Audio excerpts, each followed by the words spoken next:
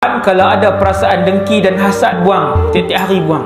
Antara cara untuk buang dengki dan hasad ini ialah kena bagi tahu kat nafsu kita bahawasanya kelebihan yang ada kat orang lain itu adalah atas urusan dan arahan Allah Subhanahu Wa Taala. Tuhan yang tetap. Bukan sebab dia cerdik, dia berniaga, dia kaya. Bukan sebab dia cikgu, mak isteri dia cikgu, anak-anak dia cerdik. Bukan. Tetapi disebabkan Allah yang bagi. Bila kita selalu bagi tahu nafsu dan diri kita, maka kita takkan dengki dan dendam dengan orang lain. Kena buang. Sebab bila hasad ni dia jadi selapis, dia akan jadi 2 lapis, dia jadi 80 lapis. Dia tak tengok dah yang tu adik-beradik dia ataupun siapa pun yang dia kenal. Sekalipun yang tu guru dia, bila dia dah hasad dan dendam, dia akan buat apa saja yang dia boleh buat. Bahaya. Hasad dan dendam ini memadamkan kebenaran.